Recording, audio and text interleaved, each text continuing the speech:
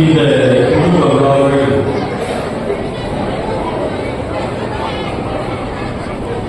என்னுடைய தந்தையார் கே. ராஜ் அவர்களுடைய 3 ஆண்டு நிறைவு முடிந்து இன்றைக்கு 103வது ஆண்டு முன்னிட்டு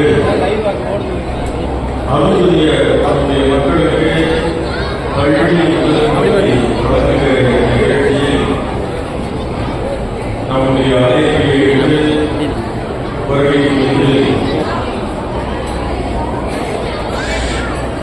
இங்கே சிறப்புரையாற்றி விடைபெற்று செல்கின்ற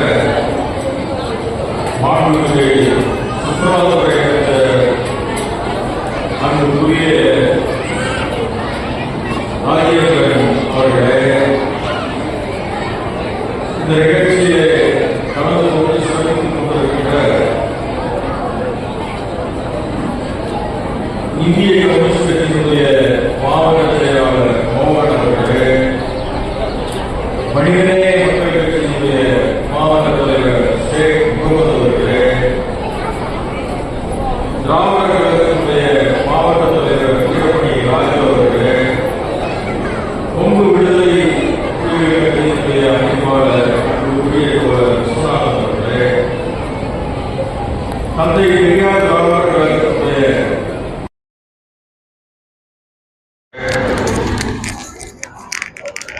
இந்திய யூனியன் முஸ்லீம் லீக்கினுடைய தலைவர் சையத் மூசா அவர்களே, தமிழக வாழ்வுரிமை கட்சியினுடைய மாவட்ட பொறுப்பாளர் ராஜகுமார் அவர்கள், இந்தியன் ஆயில் ஏஜென்சியினுடைய ரஞ்சித் குமார் அவர்களே, ஆத்தூரினுடைய அன்புக்குரிய தோழர் வெங்கடேஷ் அவர்களே, இந்த நிகழ்ச்சியை ஒருங்கிணைத்துக் கொண்டிருக்கின்ற பேரவையினுடைய பொதுச் செயலாளர் கோவை ரவிக்குமார் அவர்களே, அனைத்துக்கும் மேலாக இந்த நிகழ்ச்சியை வடிவமைத்து முழுமையாக பணியாற்றி செய்த சேலம் மத்திய மாவட்டத்தினுடைய மாவட்ட செயலாளரும் ஆதித்தமிழர் பேரவையினுடைய மாநில துணை பொதுச் செயலாளரும் அன்புக்குரிய தோழர் நம்முடைய ஏவிஆர் அவர்களே, அவர் இல்லாமல் இந்த நிகழ்ச்சி இந்த அளவுக்கு வடிவமோ முழுமையோ நிச்சயமாக பெற்றிருக்க முடியாது. ஒவ்வொன்றையும் பார்த்து பார்த்து சிறப்பாக செய்ய வேண்டும் என்கிற ஒரு முடிவோடு அவர் இந்த நிகழ்ச்சியை ஒருங்கிணைத்திருக்கிறார். இந்த நிகழ்ச்சியை மட்டுமல்ல, அவர் அமைப்புக்கு வந்த பிறகு அவர் எடுத்த அனைத்து நிகழ்ச்சிகளிலும் முழுமையாக கவனம் செலுத்தி அந்த நிகழ்ச்சியை வெற்றி பெற செய்கிற ஒரு தீவிர மனப்போக்கு உடையவர் மரியாதைக்குரிய ஏடிஆர் அவர்கள். இங்கே வந்திருக்கிற அனைத்து கட்சி தலைவர்களும் குறிப்பாக ஏடிஆர் அவருடைய முயற்சி, அவரை நீங்கள் இன்னும் முழுமையாக பயன்படுத்திக் கொள்ளுங்கள் என்கிற செய்தியை அனைவரும் பகிர்ந்து கொண்டிருக்கிறார். அந்த அளவில் ஏடிஆர் அவர்கள் முழுமையாக இந்த பணியை ஏற்று மிக சிறப்பாக இந்த நிகழ்ச்சியை வடிவமைத்து கொடுத்ததை முதலில் அவர்களுக்கு என்னுடைய பாராட்டுதலையும் நன்றியையும் தெரிவித்துக் கொள்கிறேன். இந்த நிகழ்ச்சி வெற்றி பெறுவதற்கு இன்னும் முழு முதல் காரணமாக அறிந்தவர் நம்முடைய பொதுச் செயலாளர் கோவை ரவிக்குமார் அவர்கள். அவர்தான் வடிவமைப்பார், டிசைனிங் இருந்து யார் பரிசு தகுந்தவர்கள் என்று தேர்ந்தெடுப்பது உட்பட எல்லா மாவட்ட செயலாளர்களிடம் பேசி இன்றைக்கு இந்த நிகழ்ச்சியை முழுமைப்படுத்திய நம்முடைய பொதுச் செயலாளர் கோவை ரவிக்குமார் அவர்கள். அவர்களும் என்னுடைய நன்றியை தெரிவித்துக் கொள்கிறேன். தோழர்களே, இன்றைக்கு வரவேண்டிய நம்முடைய முக்கியமான அமைச்சர் மரியாதைக்குரிய பொதுப்பணித்துறை அமைச்சர் அவர்கள் திடீரென அவருக்கு உடல்நிலை சரியில்லாமல் போன காரணத்தினால் சென்னையிலே காவேரி மருத்துவமனையிலே அவர் பரிசோதனைக்கு அனுமதிக்கப்பட்டிருக்கிறார். அதனால் அவரால் வர இயல முடியவில்லை. இருந்த போதிலும் கூட அவருடைய வாழ்த்துக்களுடன் ஆசியுடன் இந்த நிகழ்ச்சியில் மிக சிறப்பாக இன்றைக்கு நடைபெற்றுக் கொண்டிருக்கிறது. நிச்சயமாக நீங்கள் தான் இப்போது மணி 2 போகிறது, பசியோடு இருப்பீர்கள் என்று நான் நினைக்கிறேன். நான் அதிக நேரம் பேச விரும்பவில்லை. இருந்த போதிலும் ஒரு சில செய்திகளை மட்டும் சொல்லி விடைபெறலாம் என்று காத்துக் கொண்டிருக்கிறேன். அன்புக்குரிய தோழர்களே, தமிழ்நாட்டிலே இருக்கிற பட்டியல் மக்களிலே 1/3 பங்காக நாம் இருந்து கொண்டிருக்கிறோம். 1/3 பங்கு. ஆனால் 1/3 பங்காக இருக்கிற நமக்கு கல்வியோ வேலைவாய்ப்போ அரசியல் பங்களிப்போ எதுவுமே 1/3 பங்கு நமக்கு கிடைக்கவில்லை. நம்மை ஏறத்தாழ எல்லா அரசியல் கட்சிகளும் பயன்படுத்திக் கொண்டிருக்கின்றன. இப்பொழுது எப்பொழுதுமே ஒரு மாநாடோ ஒரு பொதுக்கூட்டமோ சிறப்பாக இருக்க வேண்டும் என்று சொன்னால் நம்முடைய மக்களை தான் அழைத்து கொண்டு செல்வார்கள். அது இன்றைக்கும் நடந்து கொண்டிருக்கிறது. ஆனாலும் நமக்கான வளர்ச்சி என்ன, முன்னேற்றம் என்ன என்பதை பார்க்கும் பொழுது நாம் மிக மிக மிக பின்தங்கியிருக்கிறோம். எடுத்துக்காட்டாக தமிழ்நாட்டிலே 44 சட்டமன்ற உறுப்பினர்கள் இருக்கிறார்கள். இதில் பட்டியல் ரிசர்வ் தொகுதி மட்டுமே 44. அதை 3ஆக பிரித்தால் 15 சட்டமன்ற உறுப்பினர்கள் அருந்ததியர்களுக்கு கிடைத்திருக்க வேண்டும். கிடைத்திருக்கிறதா? இல்லை தோழர்களே. இப்ப எத்தனை எம்எல்ஏ அருந்ததியர் இருக்கிறாங்க? 3 பேர். 15 பேர் இருப்பதற்கு பதிலாக நாம் 3 பேர் மட்டுமே இருக்கிறோம். அப்போ அரசியல் நம்முடைய நிலைமை என்ன?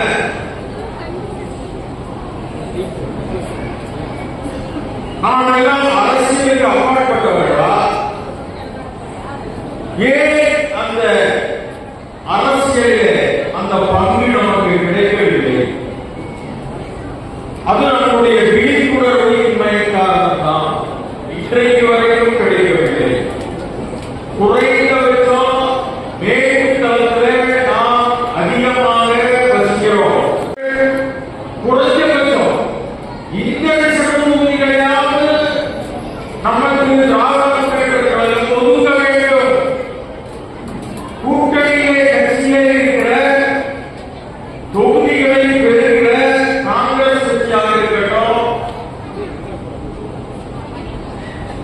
இந்திய கம்யூனிஸ்ட் கட்சியாக இருக்கட்டும், மார்க்சிஸ்ட் கம்யூனிஸ்ட் கட்சியாக இருக்கட்டும், இவைகளெல்லாம் தங்களுக்கு மேற்கொள்கிற இடங்கள் கிடைத்தால் அவர்கள் அருந்ததியருக்குத்தான் அந்த இடத்தை ஒதுக்க வேண்டும்.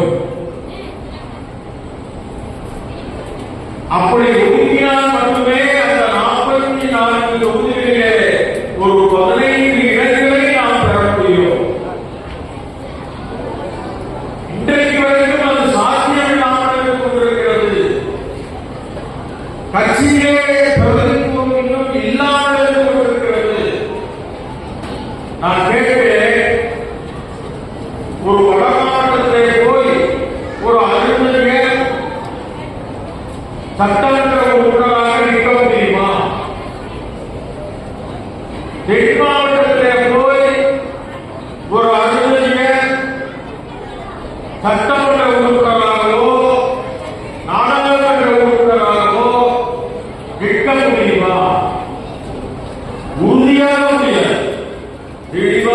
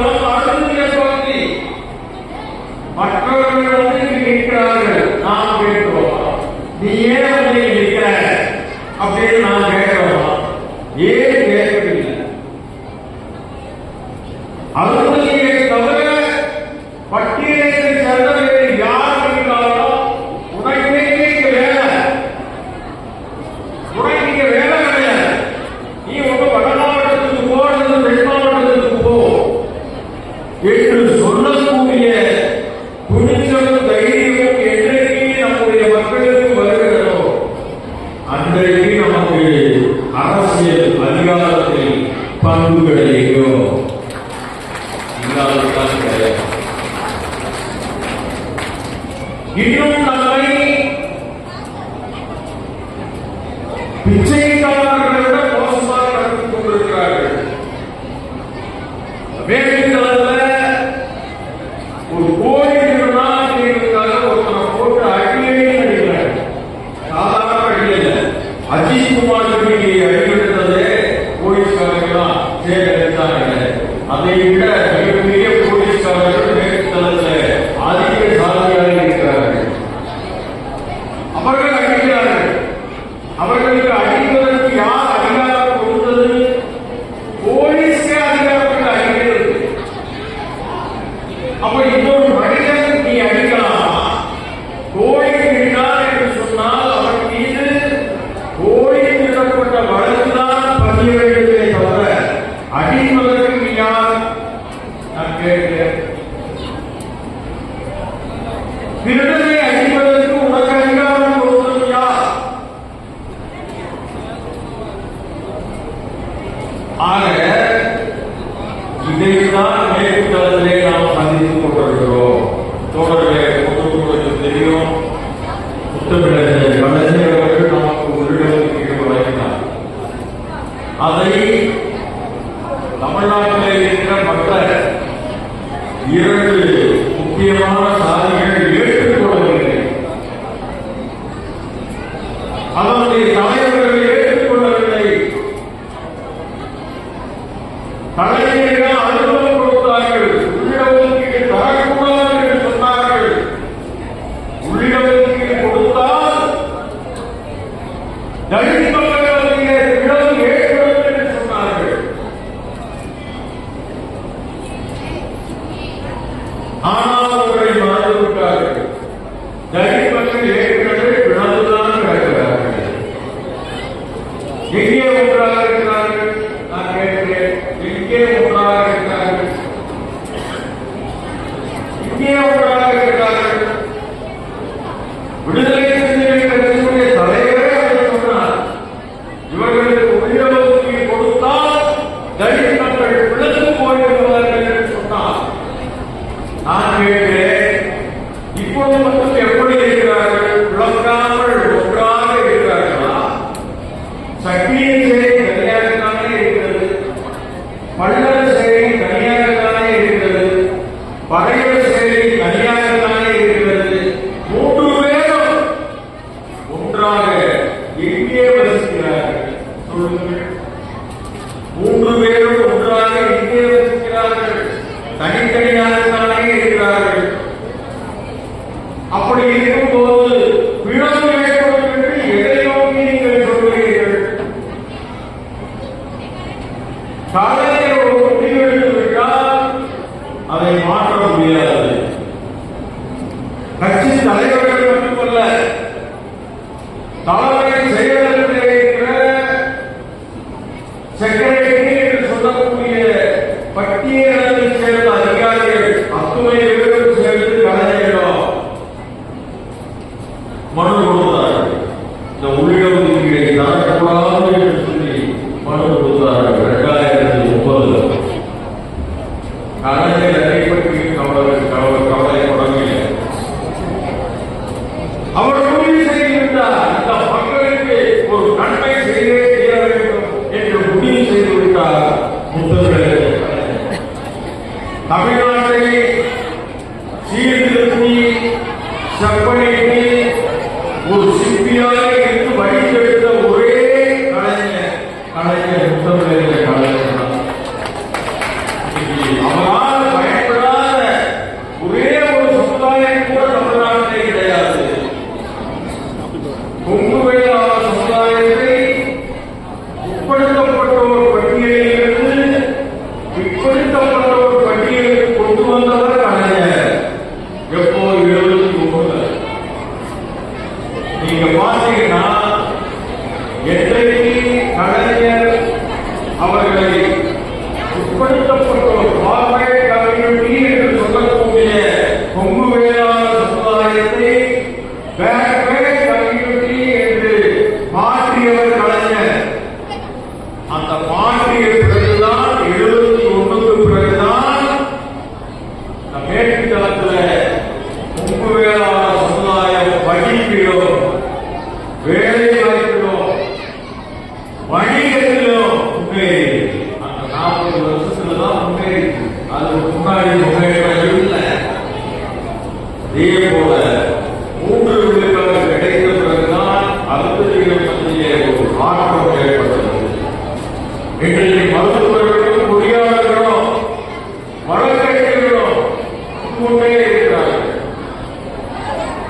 யாராலும் தடுக்க முடியாது.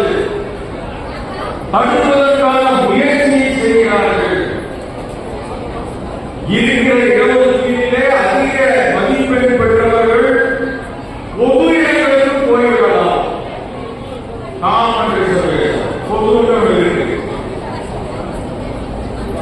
நம்ம அறுபது சமுதாயத்தை சேர்ந்த ஒரு மாணவனோ மாணவியோ அதிக மதிப்பெண் பெற்றுவிட்டால் பொது ரிசர்வேஷனுக்கு போயிடலாம். அங்க ரிசர்வேஷன் இல்லாத இடத்துக்கு போயிடலாம். அதையும் கடந்து மீண்டும் 3 விழுக்காடு இடஒதுக்கீடு 15% இடஒதுக்கீடு உண்டு. அதுதான் 15 உண்டு, 3 உண்டு, பொது உணவு உண்டு.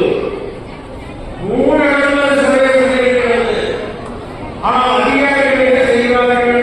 உங்களுக்கு தான் கொடுத்தாச்சு பொதுவுல, நீ எதுக்கு வர கேட்கலாம். நாம் விழிப்போடு இருந்து இப்படிப்பட்ட அதிகாரிகள் மீது வழக்கு தொடுக்க வேண்டும். வழக்கு தான் பயப்படுவான், கேட்கிற கேள்விக்கு பயப்பட மாட்டான். இன்றைக்கு 3 விழுக்காடு இடஒதுக்கீட்டை எதிர்த்து ஏழெல்லாம் உச்சநீதிமன்றம் போராடுகிறது என்று நமக்கு தெரியும் அல்லவா? விடுதலை சிறுத்தைகள் கட்சியினுடைய தலைவர் உச்சநீதிமன்றம் போராடா இல்லையா? அவர் நம்ம போராட்ட கட்சியில் இருக்கிறார் என்று சொல்லல. ஆனால் அந்த தலைவர் நம்மோடு இருக்க வேண்டிய தலைவர். யாரோ பேச்சை கேட்டுக்கொண்டு உச்சநீதிமன்றம் சொல்கிறார். உச்சநீதிமன்றம் செய்து கொடுக்க கூடாது என்று சொல்கிறார் இடஒதுக்கீடு. ஆனால் இடஒதுக்கீடு என்ன பண்றாங்க? நாங்களால் இடஒதுக்கீடே வாங்கி கொடுத்தோம் அப்படின்னு சொல்றாங்க. உள்ளிடஒதுக்கீடுக்கு எதிராக டாக்டர் கிருஷ்ணசாமியும் உச்சநீதிமன்றம் போனார். இன்னும் பல பேர் போனாங்க. என்ன முடிவு? உச்சநீதிமன்றம் ஒரு தெளிவாக தீர்ப்பு கொடுத்துள்ளது.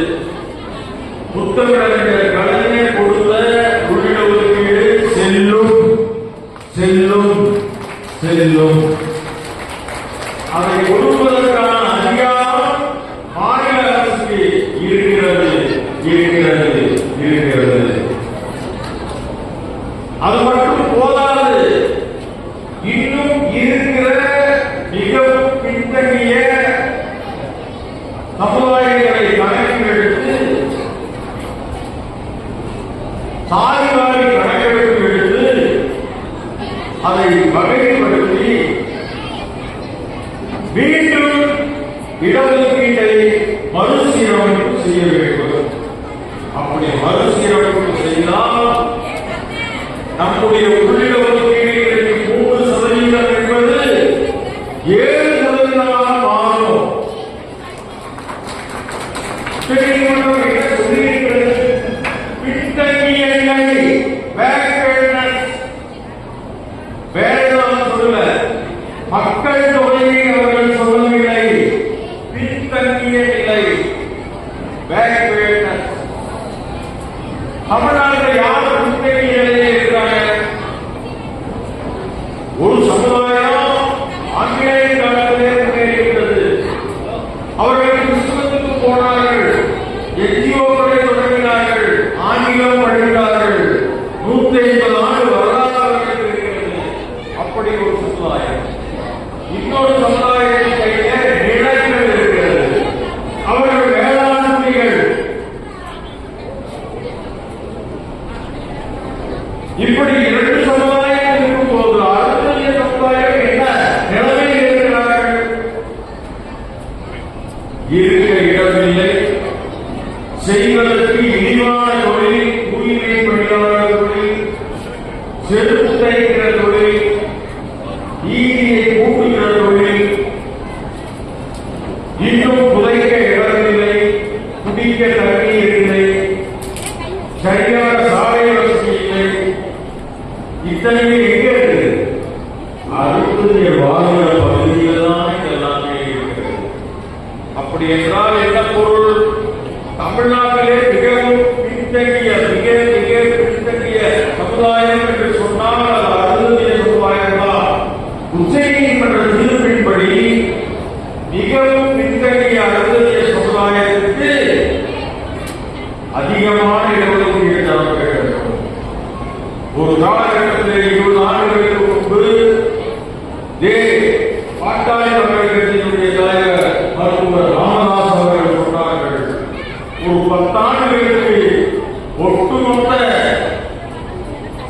இடஒதுக்கீட்டையும் அருந்ததியர்களுக்கு மட்டும்தான் தர வேண்டும், மற்றவர்களுக்கு தரக்கூடாது என்று சொன்னார்.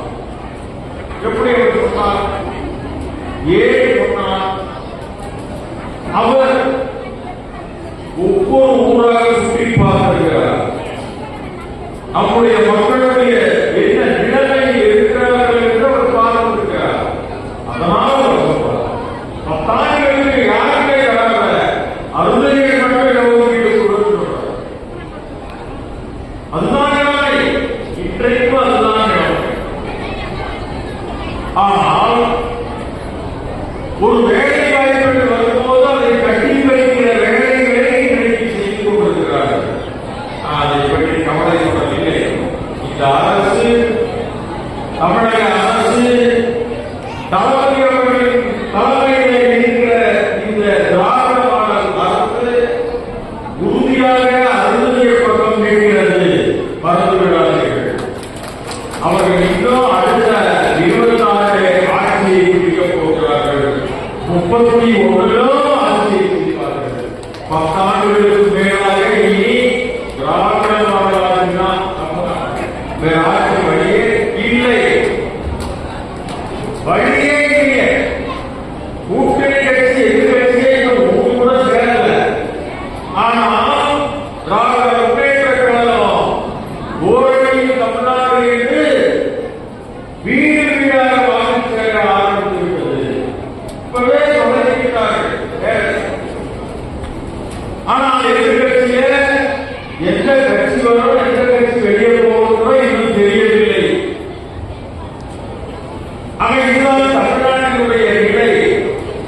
தமிழ்நாட்டில் இருக்கிற வளர்ச்சி திட்டங்கள் இருக்கிறதா, நிறைய பேர் ஆச்சரியப்படுறாங்க. இவ்வளவு வளர்ச்சி திட்டங்களா? இதெல்லாம் பல எங்கிருந்து வருது? கஜானா காய்கறி சொன்னார்கள். கஜானா காய்கறி சொல்லிவிட்டு இத்தனை வளர்ச்சி திட்டங்களை அறிவித்துக் கொண்டே இருக்கிறார்கள். ஒவ்வொரு திட்டத்திலும் பணம் ஒதுக்கீடு செய்யப்படுகிறது. பணம் ஒதுக்கீடு செய்யப்படாத திட்டமே இல்லை. எத்தனை சாலைகள் போடப்படுகிறது, எத்தனை பாலங்கள் கட்டப்படுகிறது. 9 லட்சம் வீடுகள் இனி இந்த 4 ஆண்டுகளுக்கு கட்டிப்பிடிக்க போகிறார்கள். 9 லட்சம் வீடுகள் யாருக்கு? நமக்காக. இன்னும் குறிப்பாக அருந்ததிய மக்களுக்காக அடுக்குமாடி குடியிருப்புகள். தமிழ்நாட்டில் வீடு இல்லாதோர் இல்லை என்கிற நிலையை நோக்கி இந்த திராவிட முன்னேற்ற கழக அரசு நகர்ந்து கொண்டிருக்கிறது. அப்படிப்பட்ட சூழலில் நமக்கு விடியல் பயணத்திலே இலவச பேருந்து பயணம் இருக்கிறது. மகளிர் உரிமை தொகை நம்முடைய குழந்தைகளுக்கெல்லாம், பெண்களுக்கெல்லாம் மாதந்தோறும் நம்முடைய கணக்கிலே பணம் வரவு வைக்கப்படுகிறது. நம்முடைய குழந்தைகள் ஒரு காலத்தில் பட்டினியாக காலையிலே பள்ளிக்கூடம் போவார்கள். குறிப்பா எந்த வீட்டுக்கு போவாங்க, நம்ம வீட்டுல தான் போவாங்க. ஏன்னா நம்ம வீட்டுல நம்ம காலையில நேரத்தில் வேலைக்கு போயிடுவோம். அங்க செய்யறது ஒன்றுமே இருக்காது. நீங்க காலை திட்டம் நம்முடைய குழந்தைகளுடைய பசியை போக்கிக் கொண்டிருக்கிறது. உலகத்திலே நீங்க எடுத்துக்காட்டான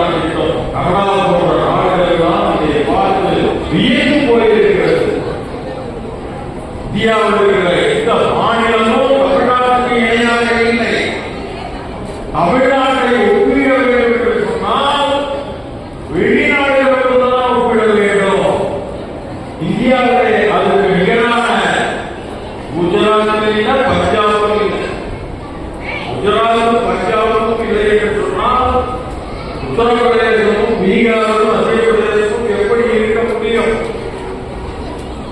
அதே போல ஒன்றிய அரசு நம்மை வஞ்சித்துக் கொண்டிருக்கிறது. நம்முடைய குழந்தைகளுக்கான கல்வி நிதியை 2500 கோடி இன்னும் தராமல் இருக்கிறது. ஏதாவது பிஜேபிக்கான கேள்வி வருமான வீட்டுக்கு என்ன 2500 கோடி பணம் எங்கே? ஏழைக்கும் தரவில்லை. பெட்ரோல் திட்டத்திற்கு ஏழைக்கும் பணம் தரவில்லை. இன்னும் பல்வேறு திட்டங்களுக்கான பணத்தை கொடுக்காமல் வந்திருக்கிறது ஒன்றிய அரசு. அப்படி இருந்த போதிலும் இந்த அரசு எப்படியாவது கடற்கரையாவது திட்டங்களை நிறைவேற்றிக் கொண்டிருக்கிற அந்த காட்சியை நாம் பார்த்துக் கொண்டுதான் இருக்கிறோம். இந்த ஆட்சி போனால் யாருக்கு பாதிப்பு என்று நாம் நினைத்து பார்க்க வேண்டும். யாருக்கு பாதிப்பு? நான் கேட்டேன், 10 ஆண்டுகள் எடப்பாடி பழனிசாமி ஆட்சியில் இருந்தாரா? அவர் இடையிலாவது உள்ளிடஒதுக்கீடை பற்றி பேசுகிறாரா? அவருடைய கருத்து என்ன? உள்ளிடஒதுக்கீடு தெரியுமா? அவருக்கு தெரியுமா? திராவிடர்கள் கேட்டால அது வேற யாராவது அறிஞர்களை பார்த்து கேளுன்னு சொல்றாரு. திராவிடர் நான் திராவிடர்களை வார்த்தை அவருடைய கட்சி பெயர்களே இருக்கிறது. அவர் சொல்றாரு ஏதாவது குழந்தைகளை கேளுன்னு சொல்றாரு. அப்படிப்பட்ட எடப்பாடி பழனிசாமி நம்முடைய உள்ளிடஒதுக்கீட்டுக்கு எதிராக இருக்கிறார், மறந்துகிறார்கள். அந்த அம்மையார் நம்பர் 1 குற்றவாளி. அவர்கள் தான் உள்ளிடஒதுக்கீடு செல்லாது என்று அப்பவே சொன்னாங்க. கலைஞர் கொடுத்த உள்ளிடஒதுக்கீடு செல்லாது சொன்னவரையா அம்மையார் ஜெயலலிதா. இதையெல்லாம் மறந்துவிட்டோமா? வரலாறு மறக்க முடியாது. நாட்டிலே இருக்க வரலாற்றை மறந்துவிட முடியாது. அது கலைஞரே வந்தவர்கள்தான் இன்றைக்கு தமிழ்நாட்டிலே மிகப்பெரிய மாற்றம் ஏற்பட்டிருக்கிறது. அவர் ஆட்சியில் போன 10 ஆண்டுகள் இருண்ட காலம் தமிழ்நாட்டில். எடப்பாடி, நான் கேட்டேன், எடப்பாடி பழனிசாமி மக்கள் வாழ்த்து பெற்று முதலமைச்சராக வந்தாரா? நான் கேட்டேன். இல்லையே, குறுக்கு வழிகளில் வந்த நீ எப்படி முதலமைச்சராய்? குறுக்கு வழியிலே சசிகலாவின் காலையிலே ஊர்ந்து சென்று அப்படி வாங்கப்பட்டதெல்லாம் முதலமைச்சர் பதவி. இன்னைக்கு நீங்க பேசிக்கிறீங்க தமிழ்நாட்டில் சட்டம் ஒழுங்கு பெற்று போச்சு. எங்களுக்கு தெரியாதா? எப்படி நீங்க உங்க ஆட்சி காலத்தில் சாத்தான போடுவத அப்பா மகளை 2 பேரும் அடிச்சு கொண்டீங்க. இதே பழனிசாமி என்ன சொன்னார்? அவருக்கு உடம்பு சரியில்லை, அதனால சொல்ல போயிட்டாங்க. அறிக்கை விட்டவர்களாலே பழனிசாமி இன்னைக்கு என்ன சொல்றாரு? போலீஸ் அடித்து கொண்டு விட்டது சொன்னாரு. நம்முடைய தலைவர் தளபதி அவர்கள் என்ன சொன்னாரு? ஆமா நடந்துருச்சு, ஆமா உண்மைதான், இல்லைன்னு சொன்னாரா? இல்லைன்னு சொன்னாரா? நடந்துவிட்டது, அதற்காக வருகிறேன். எல்லாரும் உடனே போராட்டம் நடத்துவாங்க, எஃப்ஐஆர் போடுவாங்க. வேறு எஃப்ஐஆர் போட்டா அது போதுமானதல்ல. கொலை குற்றம் சுமத்தி போலீஸ் மீது எஃப்ஐஆர் போடுவாங்க. அதுக்கே ஒரு போராட்டம் நடத்தும். ஆனா என்ன நடந்தது? யாரும் கேட்கவில்லை. கேட்காமலே அந்த கான்ஸ்டபிள்கள் மீது கொலை வழக்கிலே குற்றம் பதிவு செய்யப்பட்டிருக்கிறது. எஃப்ஐஆர் கேட்காமலே கைது செய்யப்பட்டார்கள், சஸ்பெண்ட் செய்யப்பட்டார்கள். டிஎஸ்பி சஸ்பெண்ட் செய்யப்பட்டார். எஸ்பி காவலுக்கு பட்டவர்கள் பட்டியலுக்கு மாற்றப்பட்டார். நீங்க ஏதாவது ஆட்சி காலத்தில் பழனிசாமியை செய்திருக்கிறீர்களா? தூத்துக்குடியிலே குறிப்பாக சொல்கிறவர்களை வைத்து 17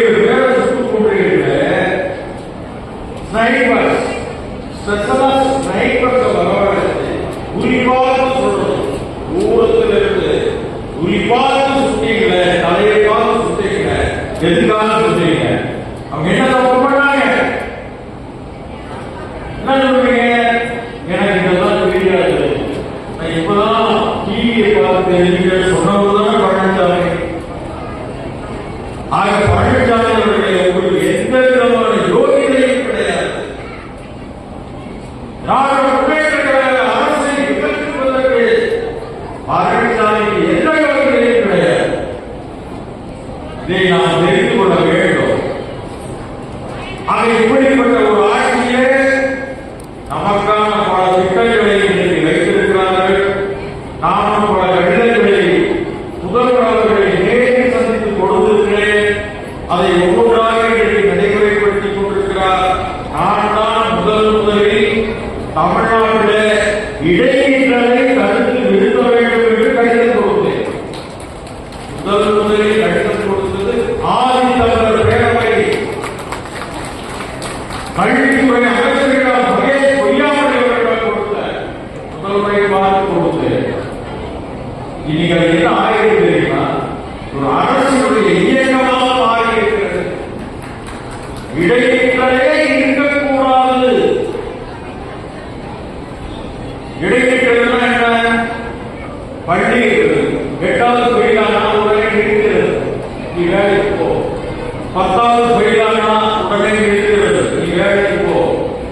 அப்படி இல்லை, அவர்களை மீண்டும் படிக்க வைத்து பள்ளிக்கூடத்தில் சேர்த்து படிக்க வைத்து மீண்டும் அடுத்த போக வேண்டியது இந்த அரசுடைய கொள்கையாக மாறி இருக்கிறது. இடைநிற்றலுக்கான கருத்துவை உருவாக்கி கொடுத்தது ஆதித்தமிழர் பேரவை. அதனால் பலப்பெற்றவர்கள் அருந்ததிய மக்கள் மறந்துவிடாது. ஆக இப்படிப்பட்ட ஒரு ஆட்சியை நீடித்து நிலைக்க செய்வதற்கு நாங்கள் வேறு உதவியாக இருக்க வேண்டும். இந்த உதவிகள் என்பது இன்றைக்கு கொடுத்துக் கொண்டிருக்கிறோம். எனக்கு இது போதுமானதாக தெரியவில்லை. இன்னும் எல்லாமே பிஏ பிஎஸ்சி இந்த மாதிரி தான் படிச்சிருக்காங்க. இங்க ஒரு பிஎஸ்சி இருக்காங்க. ஏதாவது ஆராய்ச்சி மாணவர்கள் இங்கே இருக்கிறார்களா? இல்லை. ஏன் இல்லை? மருத்துவ படிக்கிற மாணவர்கள் இங்கே இருக்கிறார்களா? இல்லை. அவர்களெல்லாம் தேடி கண்டுபிடிக்கிறவர்களுக்கு உதவி தொகை வழங்க வேண்டும். அதற்கு நீங்கள் எல்லோரும் உதவி செய்ய வேண்டும். இது வெறுமனே ஒருவரால் மட்டும் முடிகிற காரியம் அல்ல, அரசும் செய்கிறது, அது தனி. ஆனாலும் நாம் தேடி தேடி பார்த்து இவர்களுக்கு நாம் உதவி செய்ய வேண்டிய ஒரு கட்டாயம் இருக்கிறது.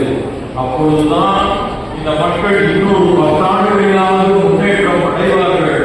அந்த முன்னேற்றம் என்பது ஆதித்தமிழர் பேரவை உங்களோட பயணிக்கும். எங்கேயப்படாது உங்களுடைய வாழ்வில் ஆதித்தமிழர் பேரவை பயணிக்கும்.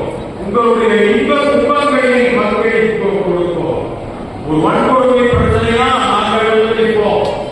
ஒரு நல்லது கெட்டது எதுவானாலும் நாங்கள் நிற்போம். இப்ப நிறைய பேர் சொல்றாங்க, ஐயோ வன்கொடுமை தடுப்பு சட்டம் அதை நீக்க வேண்டும் என்று தோழமை கட்சியை கூட சொல்லுது.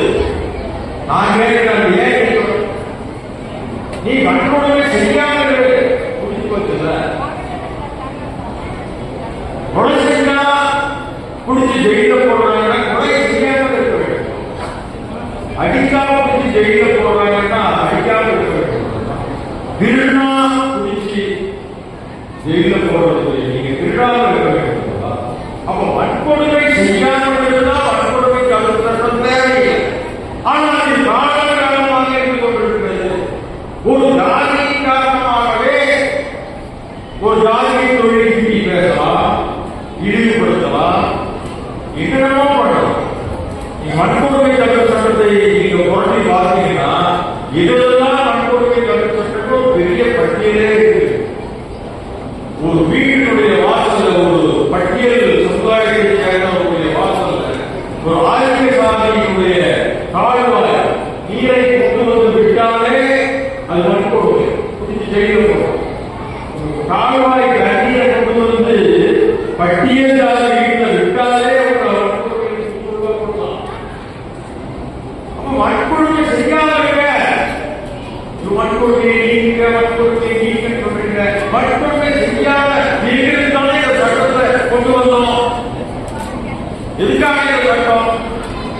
உங்களை பயன்படுத்துதான். அப்ப அந்த பயங்கரவாதிகளாக இருக்கிறீர்களா? மாற்றிக் கொடுங்கள். நீங்கள் உங்களை மாற்றிக் கொள்ளுங்கள். ஆதித்யசாலியை சேர்ந்தவர்களே, உங்களை மாற்றிக் கொள்ளுங்கள். சட்டம் இருக்கும். இந்த சட்டத்தை எந்த பொங்கலாலும் நீக்க முடியாது. அதுதான் ஒடுக்கப்பட்ட உழைப்பு மக்களுக்கான பாதுகாப்பு. அதுதான். ஆக இதெல்லாம் நம்ம கவனத்தில் கொண்டு நாம் யாரையும் எதிரியும் கிடையாது. யாரையும் நம்ம தேவையில்லாத விஷயங்களை கொடுத்தவங்க வன்கொடுமை எல்லாம் வழக்குகள் போட வேண்டிய அவசியம் இல்லை. ஆனால் தவறான வழக்குகளை பதிவு செய்யக்கூடாது. உண்மையான வழக்குகளில் கட்டாயம் வழக்கு பதிவு செய்ய வேண்டும். அப்படி பதிவு செய்துவிட்டால் எக்காரணத்தை கொண்டும் அதை திரும்ப பெறக்கூடாது. வாபஸ் கொடுத்தான் கொலையை செஞ்சப்படி வாபஸ் பண்ணக்கூடாது. பிறகுதான் சில சங்கங்கள்லாம் பேசிக்கிறான், வியாபாரம் பண்ணிட்டு. இந்த வியாபாரத்தில் ஒளிவு எதுக்காக பண்ண வழக்கு கொடுத்தா வாபஸ் பண்ண அவ்வளவுதான். வன்கொடுமை கொடுத்தளவு அவ்வளவுதான் பிரச்சனை. ஆக நமக்கு யாரும் எதிரி கிடையாது. ஏதோ ஒன்றுதான். நீங்க எங்களோட சமத்துவமா பழகுங்க, நாங்களும் சமத்துவமா பழகிறோம். நாங்களும் எல்லாம் படிச்சு வந்துட்டோம். எல்லாமே இப்படிப்பட்ட ஒரு சூழலில் தான் இந்த நாட்டிலே ஒன்றிய அரசுடைய மிகப்பெரிய தாக்குதலை நம்முடைய அரசு நடந்து கொண்டிருக்கிறது.